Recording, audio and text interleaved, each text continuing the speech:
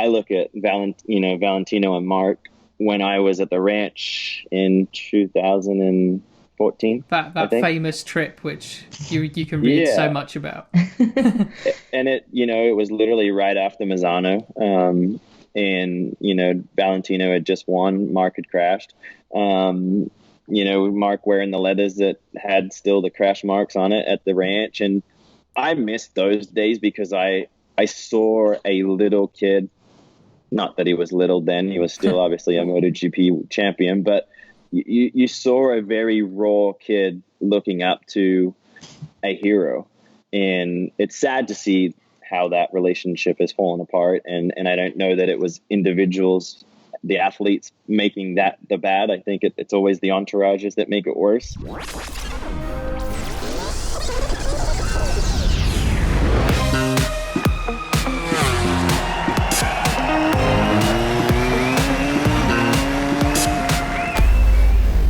Hello and welcome to take one of Last on the Brakes. This week we have, as you can see, another kind of lockdown, we're all getting a bit more out of that now, episode, and it is with a true legend. Joining me from Wild and you, Matt Dunn, this week, we have Supercross legend and true expert MotoGP fan, Chad Reed. So what are we talking to Chad about this week, Matt? Yes, hello, hi. I'm quite sad that this is actually the last episode we're filming in our respective sort of UK homes. It is. We can't promise that you won't see this again, but this is the last time we'll be recording some fresh stuff. Exactly. So if you are watching on YouTube, take it in behind us, these views, the wallpaper, Fran's beautiful plants in their parents' garden and all that. Grandma knitted those. So Chad Reed, what are we talking about with him today? Well, Chad, fresh off the back of retiring from motorcycle racing full-time. Chad joins us to discuss what it's actually like racing with no fans, because of course he's been doing that over the last month. The guys from Supercross had a very intense schedule. Whilst we're here, thank you very much to Shane from Supercross who helped setting this one up. Really appreciate you, Shane. Big thumbs up. And Chad, one day I'll meet you too, Shane. Yeah, exactly. And one thing we did actually really get onto with Chad is different eras and also how relationships between riders change over time, which actually was a real interesting topic from a guy who's got a lot of insight into the world of riders, not just because of his own experience as a racer, but because, as we mentioned, MotoGP expert, he's got a lot of contacts. Yeah, he genuinely has, like the proper kind. So I think that's an interesting chat that we go through as well. And I think most people probably know, especially in the social media era now, you will have seen a lot of our guys going to Supercross events when they've been able to in between. I think everyone in our paddock who, rides or even just looks after those who rides is a huge fan of Supercross.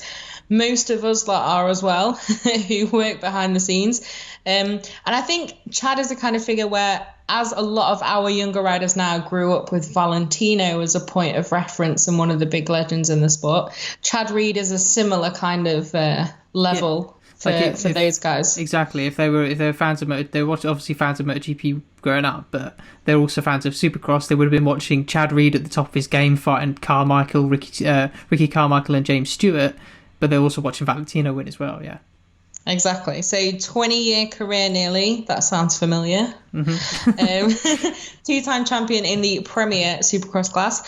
And he also has the most 450 class podiums in the history of the sport. So quite a good CV there. Some good expertise. But also as well, like we said, expert MotoGP fan. Lots of knowledge about our side of the fence as well. Yeah, so you'll probably see that from very much the first minute. I do actually bring it up and say how much of a fan he clearly is, and he sort of brushes it off, bless him. Now, this isn't actually the podcast for Chad Reed fans who are wanting to hear all the details about what he's up to next. Those sorts of things, I'm sure there'll be plenty of articles and stuff you can go and find out for yourselves. But with Chad, there's plenty of parallels to be drawn between not just his riding career, but also everything that we see week in, week out in MotoGP as well. Absolutely. So before we get going then, with the interview. We usually have a question of the week for you. This week is no different. This one was a bit of a challenge because it's more chatting with a huge fan of the sport as well as someone who's into bikes.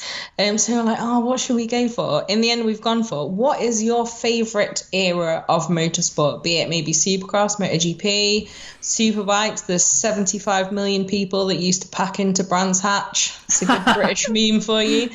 So what's your favourite era of those different sports and ours? What about you, Matt? What would you say for that? Well, actually, funny you mentioned that fateful weekend of Brands Hatch in 2000. The late 90s and early 2000s was my favourite era in motorsport. I was a big Superbike fan growing up, the domestic era, domestic scene and the world scene. Funny, lately I've been listening to podcasts with from Moto America. They had Ben Bostrom on it, who was one of my favourite riders growing up. You tweeting about that. Yeah, so those guys, all that era, we spoke to. That's why we wanted to speak to Neil Hodgson. Neil Hodgson was one of my heroes growing up in the Superbike class as well. And that era, for me, love it when Twitter sort of delves into a big conversation about what it was like in the 90s, the retro numbers, liveries and everything. It's just it makes my heart sing, Fran, basically. What about you? You literally sound like back in the day you were riding and now you're like 40 and like, I've retired. When actually I was more like 8 years old. Yeah. I've got really weird niche answers for the era always. My favourite season of MotoGP probably is 2013 because I loved the young pretender and the way you could literally see Lorenzo respond to that throughout the season and the drama of collarbone breaks and all of that. Loved 2016, all the different winners we had in a row as well. F1, I'm like 2012, 88, 76. Again, really specific. Yeah. But that's interesting you mentioned 2013 because that's what comes up with chat. It is, 2013, 2014, those kind of early years of Marquez in the Premier class. Some good things there, I think. So, yeah, I think it should be a good, interesting chat for all of you, I think. And we are right around the corner as well, we must mention, from beginning another era. A new decade of MotoGP. First race. Oh, technically that's true. Yeah. That's really scary, actually, because they didn't race in Qatar. Genuinely the start of the decade. Absolutely. So the actual end of the conversation with Chad is all about an insight into the rider market, that sort of situation. He absolutely loves that part, the development too, and things we could be seeing as we get going. But that's also kind of where we start at the beginning of the conversation too. What racing is like with no fans and with it being very quiet. As you'll hear from Chad, he could even hear his wife in the grandstands above him before he was starting his races. So that's where we're going to start today's show, and we hope you enjoy it. Chad, it's great to speak to you. Thank you. Yeah, how you guys doing? Yeah, very well. How was your weekend out on the lake? Weekend on the lake was awesome. Actually, it was nice. It was weird. Yeah, man. Amongst quarantine, you would think it's not too weird, but you do 7 races over 3 weeks. You kind of get used to doing 2 races a weekend or 2 races a week, and then suddenly you turn that off, and then you're like, oh shit, what do I do now? That's hilarious. Brilliant. I can imagine. Hey, how are you after Salt Lake City and that? Well, you guys have an intense schedule already, but that was mad. How have you recovered yet? Yeah, I was fine, and I don't know if you've ever been to Salt Lake or Utah, but it's a beautiful place, you know, like in the mountains. And it's kind of like you got a bit of both. You got the mountains, the lakes, the snow, and then 20 minutes down where we raced, it's kind of more like desert, and it's 15 degrees hotter, and it's like hell. Hell on earth, just all your skins. But you look quite tanned, actually. I can't tell whether it's the camera or not, but you're looking pretty bad. Where are you in your house at the moment then? What is this? I'm actually I'm at the race shop, so yeah, like basically, you know, doing everything and then wrapping up and retiring. So we're basically finally, I got 2 seconds. I unloaded the semi, got kids' bikes ready, got the rearranged the race shop, and so yeah, I'm already out of things to do. Brilliant, I bet. Yeah. Well, okay. Well, let's get started with actual like proper podcasts and stuff, shall we? Really wanted to speak to you. I didn't actually realise this. Done a lot of research on you the last week. You and me share a birthday, 15th of March, and you're the only famous person I know who has that birthday. So oh, wow, that's cool. That's awesome. Yeah, not bad. Random fact, but yeah, one last ride. Awesome. So happy to see you sort of, well, you would really come in strong at the end of the little season, but how was that for you? Got to ask. It was weird and different, exciting and sad all at once. Like just so many different emotions. Because I came into the season, I was injured, I was hurt, and then so kind of like being hurt and knowing it's your last run, I kind of just gave everything I had to the fans. You know, like my every ounce of time, I basically was signing autographs, spending time with them. Where normally you kind of like you do your allotted time, your 1 hour window of, you know, kind of, and then other than that, you kind of give them a high and a wave and a high five here and there. And then you're looking at timesheets and you're looking for those tents and things like that. And the beginning of the year, I just kind of ignored that part because it just wasn't there for me. I wasn't riding good. I wasn't feeling good. I wasn't healthy. I wasn't fit. So I thought, well, here I am doing my last run. Do I stay home and get fit, or do I go home and give my everything to the people that have kind of given me everything over the last 20 years? So that was the choice I made. And then obviously the world went on pause, and we got to do a full reversal, you know, like there was no fans. So then, you know, looking at the timesheets, looking at those tents here and there, looking at, you know, analyzing video and the data and all that kind of stuff. And so I kind of just put my focus there, and each and every weekend I got a little better and finished off with a 10th, which in all honesty is not that exciting, but it was my best ride of the year, and it's something to end a career on. I mean, it has been quite a career, so I feel like a 10th is not going to be the overriding thing that everyone's going to think of when they think of you. And also a pretty crazy situation to be making that decision to retire in. But first off, obviously, we're going to be racing again soon in Jerez, and we will also have fans there. What is that experience like? Because obviously behind the scenes, I'm sure there are a few things where it's a bit easier, because as much as you love the love, it's like you can just focus, like you said, on what you're doing. But how is it racing in such a completely different environment, especially because Supercross is usually so packed with everyone so close to you all as well? It is. And obviously I've been to my share of MotoGP events. I think it's going to be really strange. It's going to be, I don't like to call it a new normal because I don't accept the new normal at all. But it's going to be, I think that it's for different riders. I think it's going to be different feelings, you know, like, cause in my opinion, you have people that, you know, they're good during the day. They're good on qualifying and practice. But when the green light goes out in your case, you got guys that the cream always rises to the top. And when you don't have the fans and all that kind of stuff, for me, I'm the opposite. Like, obviously I'm a huge Valentino fan, and I watch Valentino's career closely. And, you know, Valentino's always there. You know, the odd race he'll be good and he'll be at the top of the charts, but it's rare that you see him at the top of the charts, even at the highest point of his career. It wasn't something that was on his priority list. It was always finding that, you know, the race pace and things like that. And that's how it's always been for me. And maybe that's our generation. And so when you turn the lights out in the case of Supercross, we do opening ceremonies. They turn the lights back on, and it's like the body goes, okay, let's do this. We're about to drop the gates, turn the lights out, kind of thing. And then so your body switches on, and it just has this, you know, 20 plus years of accessing that muscle memory. And so when we were doing races not at the nighttime. They were all, you know, obviously because we were doing races in the June, so now daylight saving. So even when we were racing like that 6, 7, 8 o'clock at night, it was still daylight. So it was really strange in that aspect of things. But I will say that there was a lot of things that I loved. The privacy, and that having my wife and my friends and my mechanics and things around me, it was kind of like I said, I overexerted myself on the fan side of things at the beginning of the season. And then towards the end, I felt like I got to almost block it all out. We literally had, you know, in Supercross, we work out of our semis, not garages. And so basically it was all blacked out. And it was really weird. Like, you didn't have to answer nobody. Media weren't allowed to the tent. Oh, yeah. So there was like all these weird restrictions. Like, you're kind of like, I don't know, you feel like you want to be able to just like talk to all your friends, and because obviously your family and your friends are the paddock these days.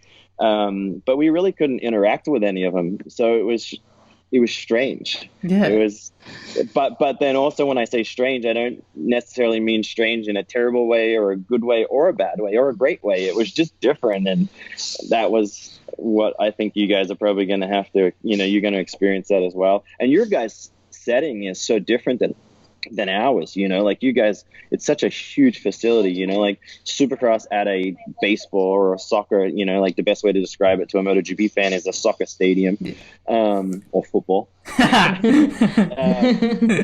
So like basically, think of that, and then all of us just put in the parking lot. So everything's really close.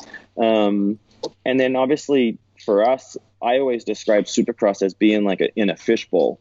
So you are the fish, and then everybody's just looking in on you, and obviously that atmosphere, that the vibe, the electricity of the fans being so close to us, and our motorcycles not being as loud as MotoGP, and we're not doing 200 plus kilometers an hour, so that experience is different. Where you guys maybe will feel something different in the fact that like the bike's so noisy, the green light's gone out, and the racing side by side, you guys might get a more realistic race scenario than what we probably do.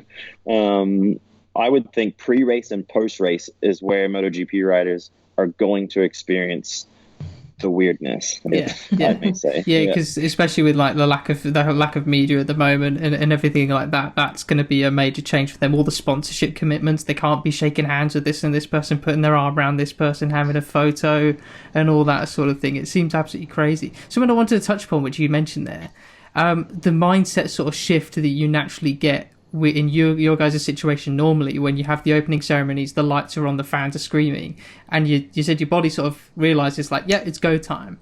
How long did that take to get your head around that new version of it where it's sort of everything's kind of quiet and then the gate drops and it's burst into life? Or did it take a while? Possibly 7 races. Yeah, right. It felt straight. It felt strange because they were dropping the gates and we were going, elbow to elbow in the first turn, and it's kind of like you're like, whoa, why are you guys so serious? Oh, we're racing, like it really was a strange, weird feeling, and you kind of I feel like mentally you had to switch it on, like you had to think about switching it on rather than lights going out, everything kind of gets the calm before the storm. All right, let's go to the grid in your case, and then you do the festivities, and then and then things get real when you're right away for the the sight lap before they go the green light out. And I just think that was probably the hardest thing for me, was getting used to being able to mentally turn it on rather than relying on 20 plus years of body memory. Because the closest thing I guess we've got to that is everyone, when it first came out, like there'll be no fans or media, everyone was like, oh, it's a bit like Qatar then, because Qatar hasn't got the massive attendance that other races have. But if you go to Qatar, it's still got that sort of, it's got 3 factors which still make it very sort of adrenaline heavy. It's the first race of the season, everyone's been testing and want to prove what they've got, etc. But then also you got the lights, which obviously you guys know all about. But then there are a lot of fans which group along the grandstand by the grid, so they are sort of cheering and stuff. There's the announcer of the circuit who you can hear over the tannoy, things like that. So there is that atmosphere there. It's not like this is, some people saying it's going to be just like Qatar. It is going to be quite different, I think. So that's useful for, I think, I don't know if any riders actually listen to this, but maybe they'll get an idea of what it could be like. Who knows? I think, and like we were, like you guys obviously grid out quite differently, and you physically have, typically what most of the team, so you probably got anywhere from, let's say, 5 to 10, working staff around an individual rider, and then take into consideration of the fan walk on the grid and everything like that. And so now you're not going to have fans. So you're basically, again, each individual, and I'm sure, I don't know your schedule and I haven't heard, but going off of everything else, I'm sure they're minimizing, the people around the riders, and, they're probably going to cut back. Let's say everybody's allowed out there, probably only maybe now 2 chief mechanics are out there, and maybe the engineer or data guy or something like that. And so that's just going to be different for them, and it's the interaction. Like for us, when we're sitting on the starting line, there's 22 of us and we're pretty much elbow to elbow. and we're waiting on a TV slot, like you guys are in a lot of cases. And so you're sitting there, and suddenly you're having a conversation with your guy next to you on your left and your right, and you can hear the whole grid. And then that was the surreal thing for me, was how quiet, like the whole stadium, because we had no stadium announces. I could literally hear my wife talking in the stands, and I'm like, yep, that's my wife. Really? So it was funny. And so and I'm sure they're going to kind of witness that same feeling as what we did. And you can't really, it's hard to explain until you feel it after feeling something that you felt for so long. I can imagine that's going to take a bit of adjusting to. And as well, like we said earlier, Supercross, obviously you guys have always had a bit more of a kind of punishing schedule in terms of how many races you have in a shorter amount of time that makes up your season. This year, even more so in the last few months. Just crazy, can't even imagine. But now our guys as well, obviously we've got a few back-to-back races and at the same track. Do you think that's going to add an even another different element to the added challenge of this season? Because it's just going to be relentless. And we've already seen like Andrea Dovizioso just hurt his collarbone in training. Those are the things that are going to start to mount up, aren't they? Like being perfect for that amount of time. How do you deal with that racing like constantly? Yeah, I mean, when you're racing twice a week, like we were doing Sundays and Wednesdays, we were in one location, which we're never in one location. But you also, your track changes, doesn't it? They tore up the track and then made a different configuration, right? Correct. Yeah. So I think, like for the back-to-back, I think obviously Sunday to Wednesday was our shortest turnaround. So then they would do minor things like literally switching it around backwards. So one weekend, I think I don't remember if it was a Sunday or a Wednesday. I believe it was a Sunday, but we raced and it was muddy, so it rained. And so we raced this muddy, nasty track. And then we came back Wednesday and it was the same track, but backwards. And it was just really bizarre how all that kind of worked out. I don't know. Are you doing your normal schedule, like the Friday, Saturday, Sunday, or are you guys condensing it down to one day? No, it's the normal Friday, Saturday, Sunday kind of track action we should have. And then we have one test before the first race in Jerez on the Wednesday. Yeah. But the race weekends should be pretty standard. They're just closer together and stacked up a bit more. It's interesting. I'm surprised that you guys are still doing a 3-day format when everybody else that's going back is seemingly condensing their schedule, which obviously helps when you start going back-to-back weekends. You guys are obviously not going to have to deal with flyaways anytime soon. So jumping around in Europe is basically like jumping around America, Yeah, genuinely. Like a lot of the flights, though you're going over, you're not crossing state borders, you're crossing countries for the most part. So that part I can relate to. It's not very difficult, I don't think. From a riding standpoint, I think that the setup crews, setting up weekend after weekend after weekend will become challenging. I think of my Australian friends, Valentino's crew, and I think, the quarantine situation that Australia has, and then you guys running back-to-back races. So I think that, when I think of you guys going back-to-back races, I think the riders have got the easy thing for the most part. A lot of the MotoGP guys will probably jump on private planes and, and jump here and there, and it'll be quite easy. I think of Brent and Briggsy and the boys that are going to have to probably base themselves out of Europe, which they probably haven't done in 20, 25 years. I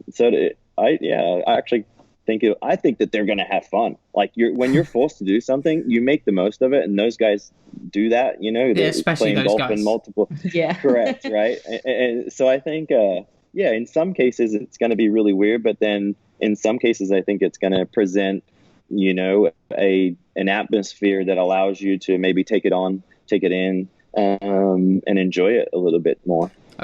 From a riding standpoint, like when I see, like for us, we have, we go racing and we condense it into one day. And so therefore, like all our media commitments and things are really only once or twice a day. Where MotoGP, you guys have 3 days. And from a riding standpoint, it's a lot of debrief, like you're debriefing with a team, then you're debriefing outside your pit box or in the hospitality areas and things like that. And I would imagine that that's going to change massively. And so from a riding standpoint, those guys are probably going to have a lot of freedom, a lot more free time to think about, settings and bikes and tracks and all that kind of stuff. So I think the riders are probably going to love that part of it.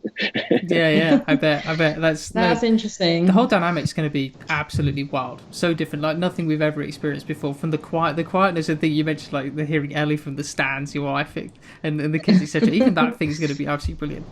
I'm sure everybody listening can very, very much tell that, Chad, you're probably the biggest MotoGP expert outside of the MotoGP paddock that we've had. I didn't know about expert, fan. No, but dude, everything, like you're talking as though you should probably be hosting this podcast rather than us, to be honest. Yeah.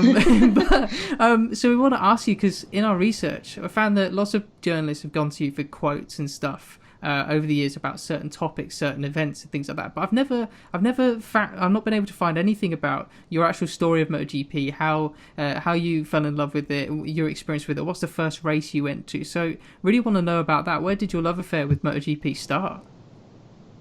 I mean, my love affair with MotoGP goes way back to Mick Doohan, really, but more than anything, I think Australians are rev heads at heart and love motorsport. And I think, when Gardner came on, and my dad, more my dad than I, but dad was always watching, the GPs. And I grew up in a place called Newcastle, which is probably an hour and a half, 2 hours from Eastern Creek. And so obviously there used to be MotoGP races there, and things like that. So like dad went to those events. I was too little at the time. The first MotoGP event that I ever went to was 97. Wow. It was the year Mick crashed in the first turn after, like, he was leading, probably had 5-6 second lead, and lost the front in the first turn. And I just remember just loving it, the sound, the atmosphere. And then as a motorcycle enthusiast, racing motorcycles, I always wanted to take on the world. And nobody was doing it on a motocross bike. And so I thought, well, shit, my ticket out of the country and to take on the world is MotoGP, because Gardner, Doohan, Mladen, Gobert, I'm leaving people out on the World Superbike side of it, but just talking MotoGP, that was the route. If you want, and obviously Mladen and Gobert were two, obviously 7-8 years older than I am. But as a little kid growing up on a motocross bike, those guys were very much a big name in motocross. And then they switched to road racing, and that was the trend. And so I'm like, that's it. I'm getting a road race bike. Wow. And I was a Suzuki athlete. And back in those days, the 250 production bike was the big starter. Like, everybody got one of those. In Australia, I didn't even know if they call it worldwide, but it was like the 250 Prodi. And I just remember it, and I'm like, all right, call the Suzuki guys. And I'm like, hey, I want one of these bikes. And then they're like, oh, okay. I'm 16 years old. Talk to your mom, dad. I talked to mom. No. Hard no. Not a no. It's a hard no. They're too dangerous. And I'm like, they're too dangerous. Look what I do. And it's just so funny when I think about my mom and dad saying that road racing was too dangerous because of the speed. And yet, look what I did as a profession. Yeah. But were you already on track for that then? I wasn't, so I never was allowed, and so to this day, I've never actually done a track day and gone out and done it. But that was going to be one of our questions. Yeah, but just a massive fan. I love MotoGP and where it's at, in the fact that, like, a lot of the people are my friends. Over the years, I've become really close and spent time around them. So when I do get to go in the garages, I do get access to certain things, and I'm able to see, like, they're not pushing me out and hiding me when certain things get opened. And so therefore I'm a trusted insider in some cases, and they let me in and see it. And I just love the how special it is. It's all one-off stuff. I grew up in a world of motocross, which there's really cool stuff, but everything's production based, and MotoGP is just 100%, prototype machines, and that gets my attention, and I love it. It is pretty cool. Like you say, they're genuinely, like, you can come up with anything, and as long as it's in the rules, you can be a world first the first time you use it. But okay, so your mum's like, no then, despite the fact that you weren't exactly, like, I don't know, what's quite sedate. You weren't exactly fishing in your spare time. But so did you not get tempted to go back to it afterwards? Because I imagine now you feel like a little bit more in charge of your own decisions. Was there not a point a few years later where it's like, well, I'm doing it now? Yeah, well, yes and no, because then obviously my route, like I was fortunate enough to get the opportunity to go I spent a year in Europe and did the World Grand Prix, the motocross championships there in 2001. And then obviously that was a stepping stone for me to ultimately getting to my life, my childhood dreams of coming to America and racing Supercross. So at that point, you're pot committed, and I was, already down the road. And early 2000s, motorcycles in general, I know MotoGP is still viewed as being big, but I still don't look at it as like the early 2000s was just the mega of motorsport in general. And so being Supercross, motocross, MotoGP or Formula One, like we were all up there, like as far as like I was a Yamaha athlete when Valentino went there. And so I got to do a lot of things in America over the MotoGP weekends in Laguna Seca and Indianapolis, interacting on the yellow and black theme of the old school thing. And, awesome. And so that was really cool as a child. A childhood hero of Valentino. I had his replica AGV when I was 15 years old. So yeah, to be announced to the crowd second to last, only to Valentino, was pretty special. So they're all memories that I'll remember forever. Right, so those early 2000s, okay, and in before we even contacted you to ask, I think this was the spawning of like, oh my goodness, should we try and Skype Chad Reed when he's finished with Supercross? Johnny Louch, for everybody listening, trainer of many motocross guys, and John Hopkins as well. He put on an Instagram story a photo of Brad Pitt, somebody else, and I think he tagged you in it. And I saw this and I was like, what was it about? And he said, oh, these were like great memories, Laguna Seca 2005 Were you alive then? Yeah, I was. Were you born? I was born in 1994, but I was 9 years old. Yeah. So, but what was going on there then? What's the story? Laguna Seca 2005. Like you're with, what was Brad Pitt then? The biggest actor in the world at that point? Must have been. Easily, and I mean, arguably, he could probably swing, a movie or two. It would get him right back there, right? 100%. But yeah, that was, I want to say it was 05. Might have been, 05, it could have even been 06. Either one, it was both years Nicky won. And so, and really that's where I come back to, like, just motorcycling being at the highest point, and us, like our weekend, I think I raced on the Saturday and flew in on the Saturday night and enjoyed the event and, did Yamaha festivities and all those kinds of things. And then they had the Red Bull, right there on turn one, the big Red Bull, hospitality area. And obviously Brad Pitt and all the celebrities were in there. And it was just awesome, just a great time to be a part of it. And back in those days, I think it was, you didn't have the social media and the crazy. And I think that whenever MotoGP riders, from my experience, whenever they come to America, the fan interaction is different for them, because I've hung out in Europe with them, I've hung out in America with them, and it's massively different. And so back in those days, Nicky winning his first MotoGP race and coming up to the Red Bull thing and partying, and then, soon thereafter, Valentino showing up. And these are all things that you could probably never do today, a Marquez or a Valentino going and hanging out with the general public and partying is probably a little more challenging. It does seem to, it's a little bit crazy when you look at like Valentino in Italy, even at the pre-event, was it last year in Tavuglia? Oh, Everything seems like one Yeah. now. Yeah, that was mental. When he rode through the town, obviously it's his hometown and everything else, but it's still a small town. And it was literally like some sort of religious event. It was crazy. Everyone just loves him so much and so much interest. And then in the States, like, there is a lot of people that come to COTA. They love the guys. They, hang out, wait for autographs, go to the fan events and stuff.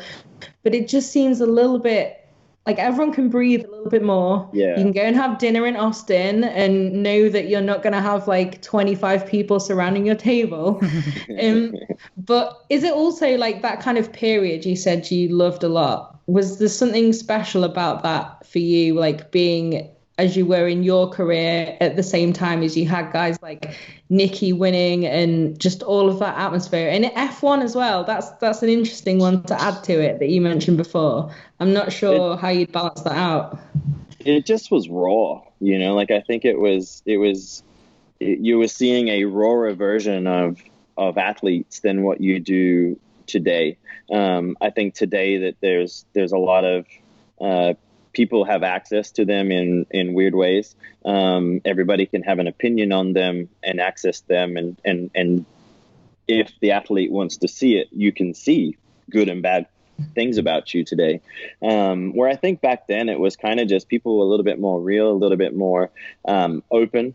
Not that they're not real today because they're the same people. But life is different. And I think that that's probably the biggest thing that's changed that I've seen. And the popularity of an individual like a Marc or Valentino being the two of the biggest guys in our sport. I look at Valentino and Marc when I was at the ranch in 2014. That famous trip, which you can read so much about.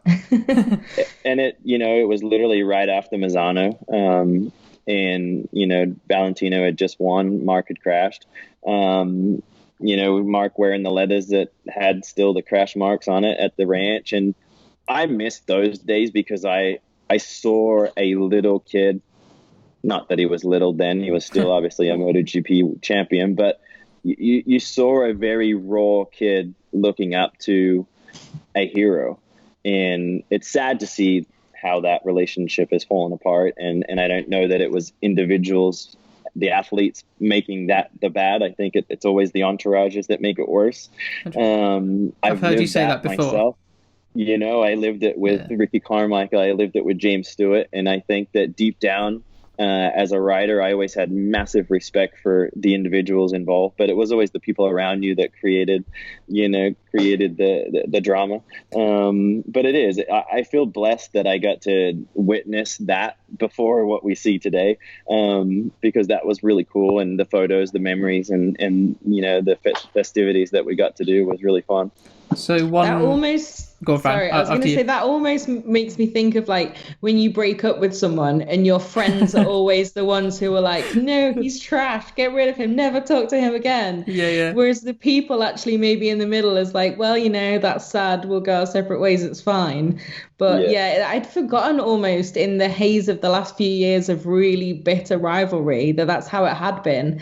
And like at COTA when Marc won his first race, I think there's the Valentino doffing his cap and all of that stuff. There's some great stuff in those couple of years. But now you have got someone who is going through the positive version of that, which is Fabio. And he sort of almost seems, definitely based on last year and his personality, everything you see him on social media, he's got that similar special sauce, I guess, if you want of a better word, that Marc and Valentino almost have. But he gets to still have that kind of relationship with Valentino. I think he posted recently a photo of him and Rossi as well on his Instagram, and he's still sort of completely starry-eyed with him that whole time. And like, what do you make of that? Is that quite similar? I don't think that Fabio and Valentino are in jeopardy of that relationship falling apart. I think that Valentino is, within a year or two of stepping away. So I don't know that drastically changes. I think more Fabio, because I follow both guys on Instagram, and you see that Fabio is still that bubbly young kid that doesn't have the pressure of the world on him yet. And so he's able to make comments, and I see it on Marc's page. I see, he kind of bounces around. He's friendly with everybody. He loves it. That will change, I promise. Why is that? Yeah, weird. I don't know. I think that it's the way the world works. I think I've been guilty of it myself. If things come full circle, and I think that Marc will have a closer reality of why him and Valentino's thing fell apart. Sooner than later. If Fabio can really take it to Marc in how he's supposed to, I do see that falls apart, and then Marc gets maybe a different view of how things played out, with him and Valentino. So, but first we need to, I think that it's all well and good to do it on your rookie season. Let's see what happens and how you back it up in year two. That sounds like really laying down the challenge there. But no, it is super interesting, all of this stuff. Like, one thing I thought was really interesting in the press conference somewhere, it might have been at Silverstone, when Rins beat Marquez by that tiny, tiny margin over the line. And there's just a little bit more in the conversation between them. And you can tell, like, yeah, you've said that as a joke and it's been smiled at, but in a very different way to kind of laughing it off in that kind of manner. I find these things always so fascinating. And now we have a few veterans like Valentino, Dovizioso, etc. But we also have a lot of younger riders on the grid. And we still have yet to see what on earth is going to happen with their rivalries, relationships, and what the paddock's going to look like in like 5-8 years' time. And what's interesting is that the generation is changing too. Like, probably one thing I miss about racing, and I come from the Valentino era, of you're either with me or against me. And that is something that I really only learned this year. Is I could go, like when I was at Yamaha, it used to be, it's not so much anymore. It's still in MotoGP, but the Yamaha versus Honda thing is real. Oh, yeah. Yamaha, you're Yamaha. When you're Honda, you're Honda. And so when I went from Yamaha to Honda, it was seamless. I went from Yamaha to people that I looked at and I hated, and I just was like, I want to kill them. I want to beat them so bad. And then of the flip of a switch, you become on the inner circle, and you work with them hand in hand. You tell them all your secrets, and everything just works. And then when you leave, you're like, screw those guys. I hate those guys. Like, it's just, that's the generation where I feel like now, like, I think of a Rins, a Jack Miller, a Fabio. They're like all best friends. Even Maverick, like, they're seemingly all very close. And that is what I see in Supercross as well. And at what point does it get real and that person is taking food off the table or taking bonuses or taking a seat away from you? Do you go, okay, this is real. He's my friend, but you know what? Like, it's time to get serious. But I haven't seen that shift. It is a different way of thinking, and maybe they're able to do it differently than what maybe they've learned from the things that we did, and something's missing, something's changed. I don't know. But it is. I look at the younger guys in motocross and supercross, and I also see it through my friends with Jack and everybody like that. It's funny because maybe those guys are at the thinking about the stats in their career and stuff. They're still at the stage where they're not quite fighting for a championship yet. Maybe that's the difference. They're getting their first wins. Rins obviously had 2 last year, so his mates can be like, "Yeah, well chuffed for you, mate. Great job." And then like Jack's still on the verge of getting his second win. He was getting podiums. Maybe the championship fighting for that is the difference. I don't know. Jack has the killer instinct in him. I think, I think that the Jack is my friend. I've been very critical of him behind closed doors of like what he's achieved over the last couple of years. I think he's better than that. And I think that the Jack that we seen towards the end of 19 was exciting for me to see that he'd finally grown up. He'd finally and not grown up in life, just grown up on the racetrack, because that's really all that matters. What you do away from the racetrack is what you do. But how you're perceived and your results and your everything on the racetrack. And I think that's why Ducati has put their eggs in that basket. He has shown that he has something a little different. Maybe it's something upstairs not quite right, but hey, it's enough at this point. I love Jack. Don't worry, it's carefully obvious that's said positively. Right? And so it excites me to see Jack getting that opportunity as he's coming in. I think a year ago he wasn't deserving of this opportunity, and I think now he's ready. And I really do think that he has the killer instinct to take it to a Marc at a level of racing. Does he have the skill and does he have the ability to do it week after week? We're yet to find out, but I do think mentally he has that killer instinct to go get it done. That's cool. I'm really definitely something we were going to ask about, but there you go. I'm excited to listen to this again in the future, like to listen to this back in about 6 months' time or in the 2021 season, depending what Jack's doing. So something I wanted to pick up from that is about those guys. I think you did. It was the Gypsy Tales podcast you did a couple of years back, right? You talked about how the secret of your success is loving what you do, which you really had. And you said like you loved those sort of early 2000s. And you don't see is like, correct me if I'm misquoting you, but it seemed like you said about you don't see that same passion and love of what they're doing in some of the guys in Supercross today. What do you think about the MotoGP paddock? Do you see a similar thing there? I think the easiest comparison is Valentino. Look at Valentino maybe 10 years ago, hopping all over the world trying to dodge taxes and things like that. And to now, being 100% based in Tavullia, building the ranch, and then building, the VR46 academy.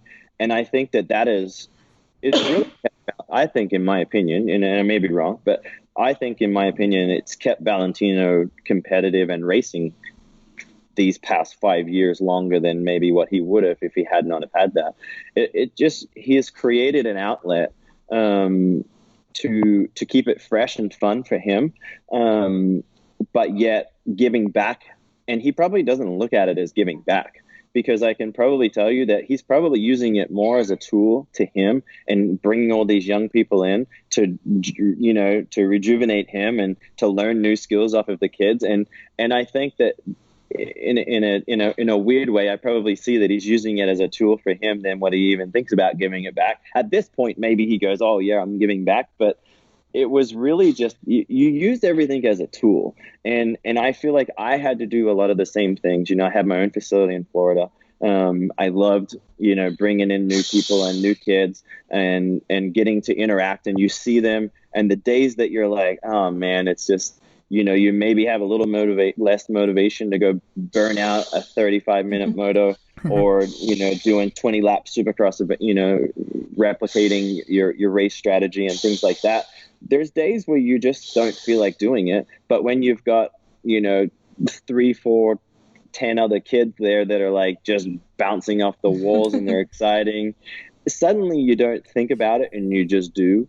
And suddenly this work that was once upon a time work, now it just becomes a little bit more natural, a little bit more easy to do, a little bit more fun to do. And that's been racing for me. I just love it, like really my decision to step away was I did some car racing last year, and it was the first time that I started to go to bed at night and not think, how am I going to ride my dirt bike faster and better tomorrow? How are we going to work on the bike settings to make me more comfortable tomorrow? It started to be, okay, I'm analyzing data in my head on, braking points and figuring out from the dirt to the pavement and all these kinds of things. And that was the turning point for me. But I love it. I still love racing. The little things that I do not enjoy anymore is practice and qualifying. Like it's just, and you see that, Valentino sometimes now misses Q2, and when and it's really just a one lap thing. And these kids are so special at this one lap all out, just turn your brain off and just produce one lap. And for me, that's not exciting for me anymore. Like, I don't find that fun. Like, I like to go out, get up to speed slowly, and worry about when we turn the lights on and then we turn the lights back on, that we go racing. And so therefore, if you could insert me to the main event and miss all the other stuff, I would race another couple of years, but that's not possible. Did you not put in a good word with someone like, can you just see me through to the main event a few times? Right. Maybe I need to create my own series with exemptions for past champions or something. I think that would work. I mean, I would totally watch that if you had a series where it's like, right, it's 4 races, and it's literally just turn up and race. I think that could also be incredibly exciting, whether it's on asphalt or something like Supercross, motocross, because then you just got to bring it immediately. Yeah, totally. Exactly. So on that, like, I wanted to also mention about sort of the intensity which the riders sort of put themselves through in that, because as you mentioned earlier, it's not how, back in the mid 2000s, it was, you're a motorsports athlete. You don't have to be down the gym all the time and this and that, riding the bike is more important. What do you make of that side of it as well? Because, I'm sure, well, it's actually the big mystery, and I won't ask you what Valentino's told you about it, but nobody really knows what Valentino's training regime. He goes down the gym. Apparently he's a good runner, but no one actually knows. It's top secret. But whereas all these other kids, it's like Instagram, down the gym and stuff like that all the time, And I don't know that. Something that I've never witnessed it myself. But we're saying that, and I didn't purposely do it in some cases, but then in a lot of cases, you like I see new generation people, like a lot of their videos, it's all built around them in the gym, them doing their workouts and things like that. If anybody comes and they want to do the first thing they say, is we want to do this, and then I'm like, well, no, I don't really show that part of it. Like, you do that with everyone else. So I almost shy away from it because everybody does it. And maybe that's something that he's also doing. So, but I think that's something, obviously he keeps that close to himself. And, I've never seen Valentino fade because he's out of shape, or, he shows up at the first test and he's, overweight. I don't know that Valentino could ever be overweight, but that's impossible. God bless him. I'm not the same. My off season, I'm like, geez, now I got to get back into shape. But it's interesting, and I love that because we don't know, and then so therefore there's always the what if. Does he work out? Does he not work out? And but I'm willing to bet that he probably worked his butt off in certain areas that no one knows about. That's an interesting thing, isn't it? And also with social media, like we mentioned earlier, that element as well, because what you're showing fans is also now what all of your rivals can see all the time. And one of the World Superbike guys that I know kind of jokes about that quite a lot because doesn't really post that much about that. And we're kind of teasing him about it and said, yeah, but when we get to Parc Ferme, which one of us is out of breath? Because it's not me. And I think it's really interesting how for some people, they seem to use that almost as a psychological thing. Like, oh, look, I'm in the gym all the time. Fear me. And then some of them just nothing about it. Like Valentino, although Valentino has a certain psychological weapon anyway from just seeing that 46 and knowing who it is. Yeah, but it is an interesting thing. Yeah, no, it is. And if it didn't happen on the gram, it didn't happen, right? So Exactly. Or Strava. Yeah, that's definitely and and my Strava is private. I don't post to Strava, so I don't know. I and it's funny because I can see everybody else's what they're doing, and and what they probably know, and they just don't care. But like, it's funny, a lot of people have heart rate monitors connected to it, power wattage things, and you can see it. It's like, okay, you're doing work, but you're also doing a lot of work. So maybe in some ways that they're doing too much, and then there's some people that are not doing it enough. And it's interesting. And if you're smart enough, you can pick and choose and see what you see, and you can learn things always.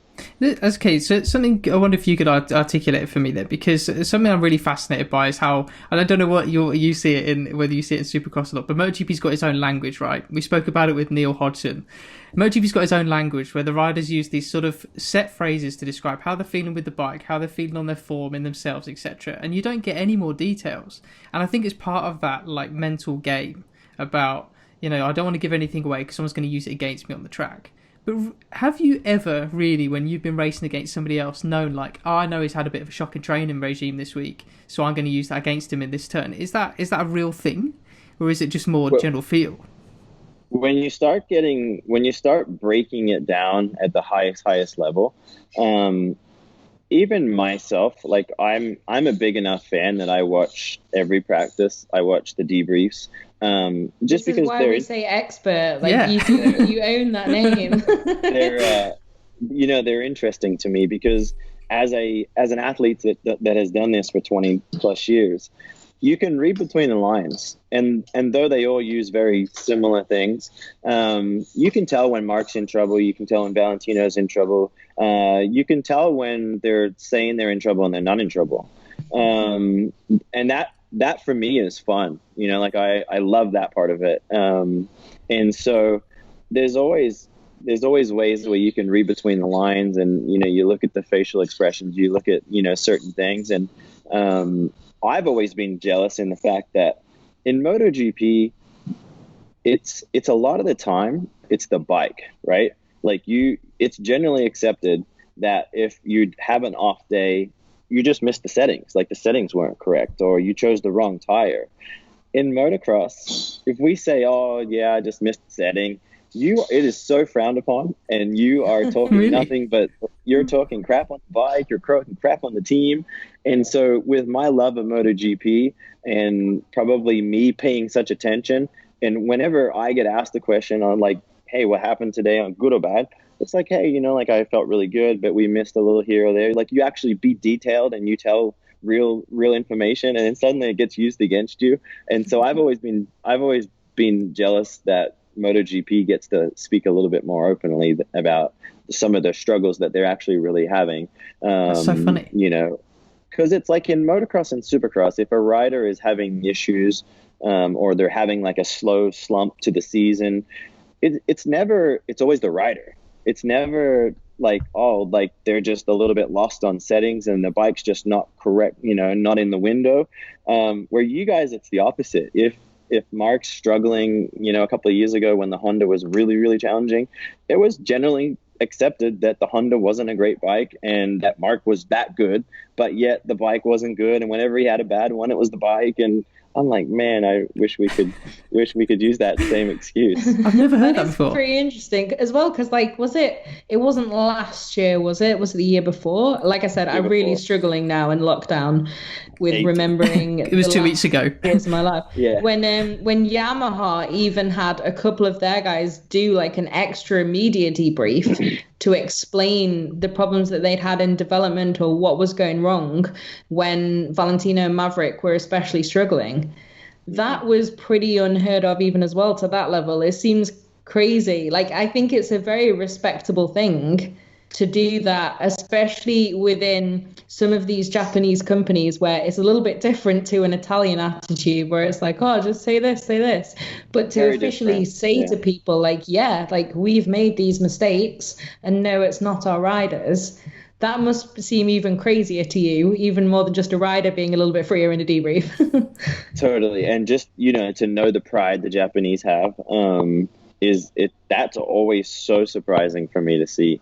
And it might be the nature of the beast in the fact that we are selling and racing a production built motorcycle. And so for the most part, what I race is very close to what the general public races, where for you guys, it's 100% prototype. So it really does, you're not selling that prototype to the world, though you're selling the brand Yamaha, Honda, Ducati, whatever.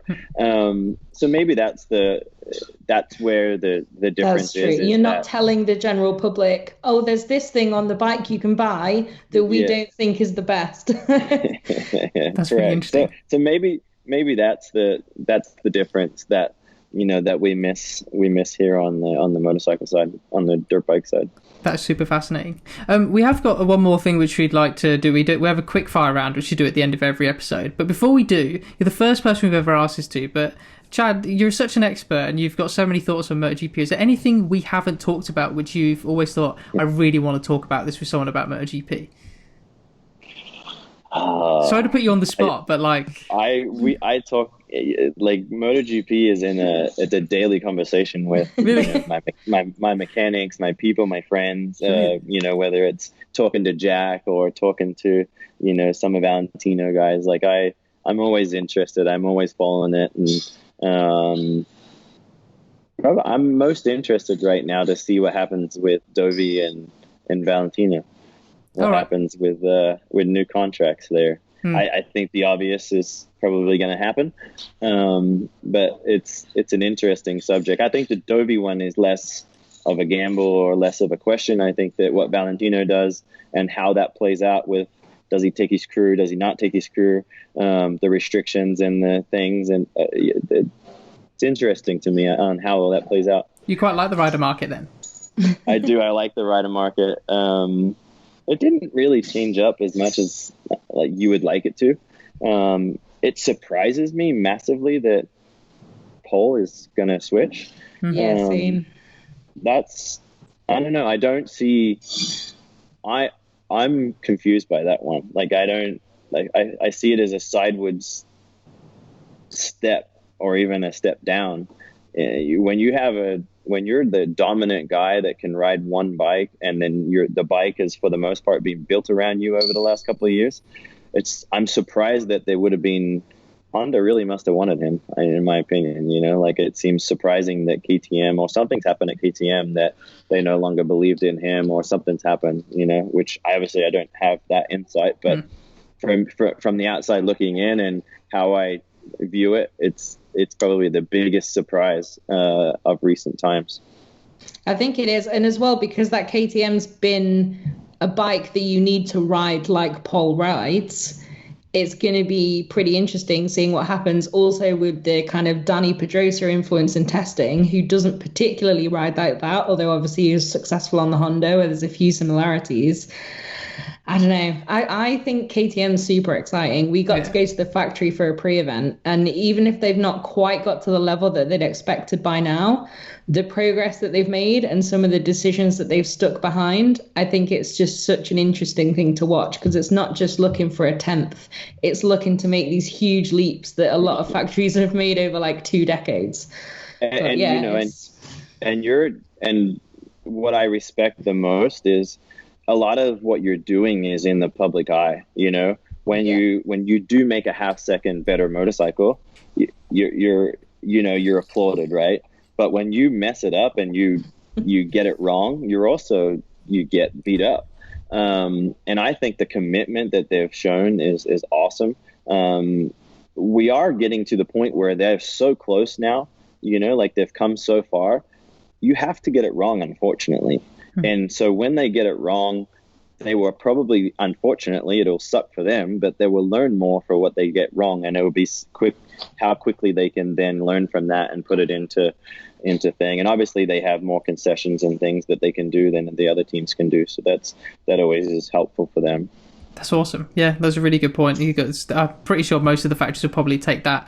They're well into the mindset with all their experience. Okay, if we've made a mistake, we've got wrong. Well, that's actually going to teach us something for the future. That's just sort of the mantra of every sort of success, really, isn't it? I suppose. It's the classic overused trope, though, isn't it? Yeah. Like everyone says that all the time, but it's like, everyone repeats it a lot, and like even on yoga style Instagram pages, it's all about that vibe. But it's actually true. Yeah. It's one of those things. It is. Like when your bike's 3 seconds off the pace, it's seemingly, it's not by any means, but it's seemingly you can easily take a second and a half second. But when you start getting to that 1 second off the pace, that is, what these guys have been doing for decades now. Honda, Yamaha, Ducati, Suzuki. That's where it becomes challenging. And that's probably what I respect most about what KTM's doing, is just grinding away and seemingly not real scared to throw it's kind of like it's an old school way of thought, like what we used to see in the old days, and the fact that when you want to win, you throw money at it and you throw equipment at it, and it's fun to see that come full circle and seeing that everyone's pretty refined. When you look at a Ducati from year to year, or a Honda or a Yamaha or Suzuki, they really it's minute changes. And when you see KTM swinging for the fences, for me, that it just brings it back a little bit old school, and that for me it's a really exciting to be a part of the sport and see that still does exist. You don't see that sort of financial attitude since the economic crash, I suppose, and even more so. It's not just MotoGP, but when they were having their troubles last year with the Moto2 project, it was chassis, just like having like 3 or 4 new ones in a box at some point in one test mid-season. Like, whoa! They even, I think someone told me they did they even changed the way they were naming the chassis to like 3.2 and stuff like that, because it was something ridiculous. I don't know if that was actually it, but yeah, that sort of financial commitment's enormous. Yeah, it's brilliant. No, it is. It's just exciting. That's what I like, that part of sport. Doesn't matter what sport it is. I just love, the commitment that you can see from the outside looking in. And when you see it from the outside, that on the inside there's just so much going on, and that excites me. Awesome. Should we do the Kenwood Quickfire, Fran? Let's do it. Would you like to introduce it? I would. It would be a pleasure. So, at the end, we normally do a quickfire round. We have word association or quickfire questions. We've been keeping some of the word association for the non-native speakers, since I think it's a little bit less challenging to answer quickly.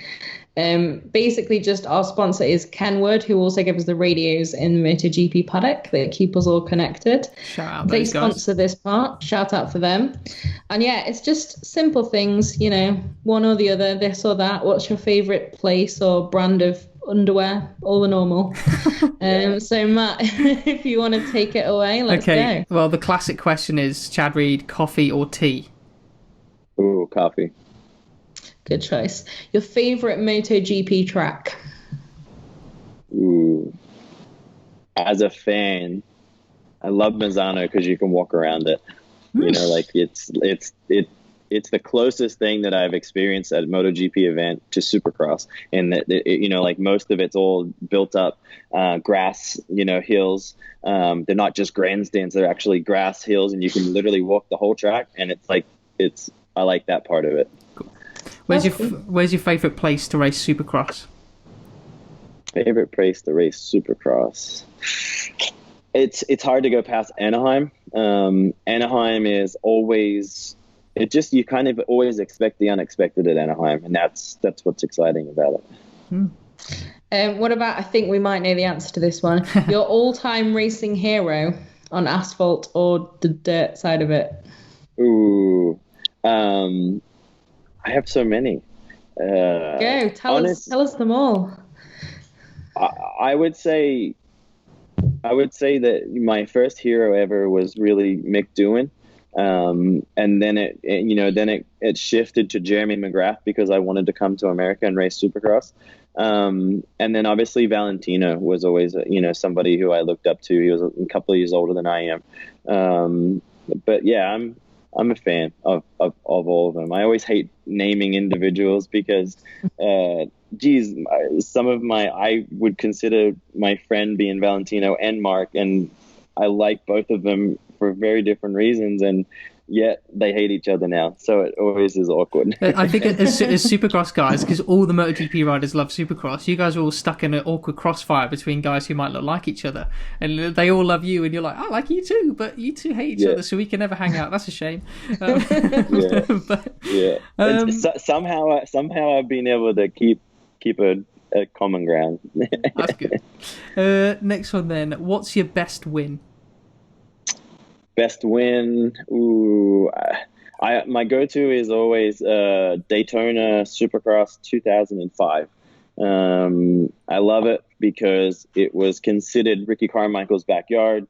He was, for the most part, I think, undefeated there until I beat him, and it was just one of those races that we went at it, and finally I was able to win. Nice. What's the hardest thing to adapt to moving from Australia to Europe and then to the States? Moving from Australia to Europe was a huge move. 18 years old, knew nothing, back in those days, it wasn't euro. It was, everybody had their own currency. You had to have different visas for different countries and things like that. So that was challenging. Also, I went from living from mum and dad, never paying a cell phone bill or any bill, and then having to do all that on my own. And then coming to America, it seemed quite easy because then it was, coming to a country that was open. It was just states, not countries. Everybody spoke English. So, yeah. And then, but I would say the hardest thing about America from a little Australian kid was I went to California, and I was more in the desert part of California, not by the beach. And so I felt always like I was literally living in the desert. And as a kid growing up in Aussie, I always felt like I was always around the beach and, beautiful white sand beaches. Interesting. Cool. That's an interesting story. Bit of a change. Yeah. Who taught you the most about riding motorcycles? Ooh. I would say obviously my dad was a big part of my teaching me through my youth. I have a cousin that's 5 years older than me who was multiple-time Australian champion, and I would say he was the one. He was 5 years, so I was basically getting this playbook of 5 years ahead of me. I was a big sponge. I seen everything he did, good and bad, and so therefore I took that on and learned a lot from him. That's cool, pretty useful. Almost like a kind of, this is one thing we've heard from the Marquez brothers, with Alex being basically like, well, yeah, you can just watch what he does and then essentially know what not to do at least. It's probably why Alex is more scared than Mark. he sees it all playing out, and he's like, oh no. Very true. What about a favorite MotoGP race? Ooh, favorite MotoGP race. I would say there's so many, but one that sticks out with being a Yamaha rider at the time, Valentino's first win on a Yamaha. Like he always did something unique and cool, and that was what I always looked for post, win. And him, kind of sitting there, taking a moment, kind of showing the world that, hey, I'm that good. That was brave, and I think that's one that always sticks out for me. I think in his book, the autobiography, there's a cool bit on that where it says that everyone thought that he was crying with the emotion, but he was actually sat there laughing because he couldn't believe he pulled it off. Right. I really like that. Great story. What is the best advice to master a whoop section? Ooh. See, whoops for me, I've been doing them ever since I was 9-10 years old with my cousin. What I just said about being 5 years ahead of me, the tracks that I was always riding were always built for him, and I had to just basically adapt and ride to that level. But I would say that building up, smaller is better in this case, and just learn the technique. Once you have the technique, I feel like you can take on big, small, different shapes and sizes, rutted, not rutted.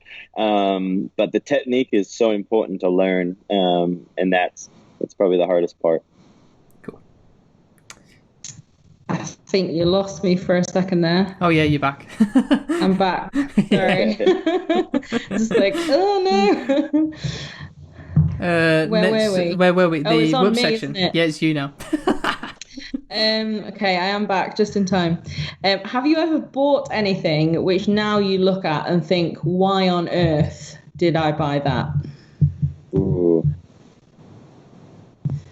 I'm sure that there's so many things, but I always believe that what you do and the choices you make are in the moment choices, and that will probably made sense for some reason or another at that point.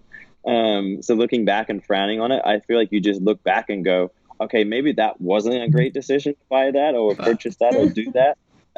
So then you learn going forward. So I don't know that I have a particular thing that I regret, but more just learning. I think that everything negative that you do is always a learning. Always turns positive at some point. That's a good philosophy, always the best. Okay, so last one then. What is one thing everybody should know before moving to the other side of the world? Well,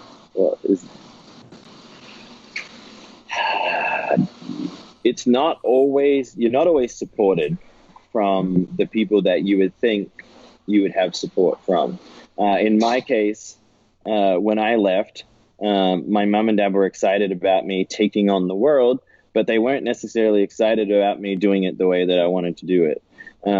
So be careful on the people that you love and the people that you think love you, and then the decisions that they make, because 9 times out of 10, they make decisions based on fear, always, because they're fearful for you to do all these things. So I think that if you're like I was at 18 years old and you have this big, crazy idea of taking on the world, just go with it and trust it. And just, and kind of more like live, don't regret anything. Just live for the moment and make the best decision in that moment, to get you from A to B. And that's what I'm most proud about. Awesome. Well, great answer. That's cool. I feel like that's good advice, because I have this even just with my dad, and like I studied languages at university, and I almost studied Chinese because he was like, no, that's the better idea. Like, that's the better idea for the modern world. And it took me ages to be like, that's not the better idea, because I will hate it and I will fail it. So I will not actually end up with any sort of skill. Yeah, exactly. And sometimes you do need to have that faith in yourself, I think. You do. And so therefore I just think, what you think is right is probably right. Yeah, exactly. Well, that is the Kenwood Quickfire, and Chad, thank you so much for joining us. I suppose the best part is, and I just realised it for when you mentioned that the Laguna, you flew in on the Saturday night. You've probably only ever flown into a MotoGP race on the Saturday night, apart from Misano, right? So you've probably not done a full weekend that often. You're gonna have to do loads now. Yeah, a few times Laguna kind of fell on an off week. Not often, maybe once or twice. But yeah, like always Indy, and for sure always like Austin is so challenging because for the first couple of years we were in Seattle, which Seattle is on the complete opposite side of the country. It's at least a 6-hour flight to get into what you call Austin. So we always had to take a red eye, and then it was like, okay, what time does the red eye get us in? And so yeah, it's always been a challenge, but a challenge worth taking. Yeah, exactly. It is funny, like if you took a 6-hour flight from most places in Europe, you can reach like Central Africa and Russia. You can make it from Europe to America. That's true, actually. Yeah, you can pretty much make it to New York. Nuts. So yeah, that is crazy. Exactly. But... So yeah, I'm jealous you guys get to go to Jerez. I was there for the World Championship for Lamborghini race last year, so I loved the area. I got to go there for a test, then I got to go for the race, and so yeah, it's a beautiful place to go, and by the beach and everything. I think you guys have fun. We're gonna have fun, I'm sure, but we're gonna look like lobsters by the end of it because it is hot this time of the year. Yeah. So let's see. It is very hot. Exactly. Oh yeah! Oh my goodness, I totally forgot. Thanks for reminding. So, for the YouTube thumbnail, would you mind pulling a funny face pose, please? For the, it could be as funny as you want. It could be a bit sort of slightly crazy, but we'll crop you out and put it in the thumbnail. So that would be really awesome if you could do that. So I just pull a face. Yeah. We'll do one together. So like, we all doing it at the same time. So yeah, in 3 seconds. 3, 2, 1. Perfect. Hey, we're doing the outro after we did take 1 of the intro. That's super impressive. Can we do take 1 of the outro as well? Let's hope so. Things to go and look for on the interweb now that you've listened to that episode. Chad's favourite win, what he mentioned there, 2005 Daytona.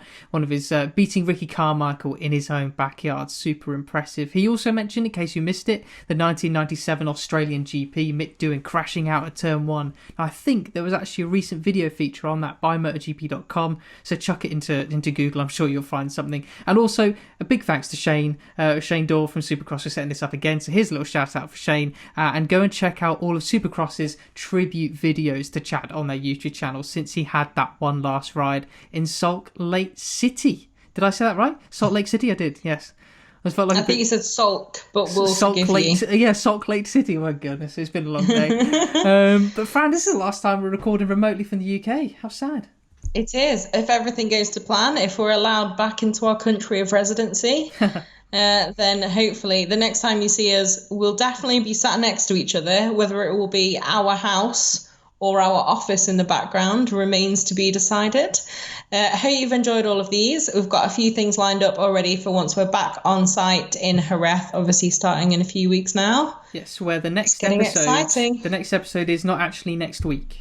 From well, it depends which episode this is. If this is the final one before we actually go race, if this is the final episode before we go racing, the next episode is not next week. It is the week after. So we're not having an episode straight after the first race that we have at Jerez. We're having an episode being released the Monday after the second race in Jerez, the Andalusian Grand Prix. Can't tell you who it's with yet. But you can be absolutely sure it's definitely going to be someone in the paddock because of the medical protocol. But we don't know who yet from the paddock. But we do have an idea. But, we do have an idea. If our emails and pleas are responded to, hopefully it should be another interesting person that everyone knows a lot about on the outside, but maybe doesn't usually sit down for a longer interview. So we'll see how it goes. Beautiful. Well, and then now we've said that, watch, it'll be like Jack Miller giving us another generous 45 minutes, and it'll be really obvious that whoever we were intending to ask said no. Yeah, that's true. So, well, without further ado, if this is the final episode that we publish before we actually go racing, see you in 2 weeks. If it's not, see you next week.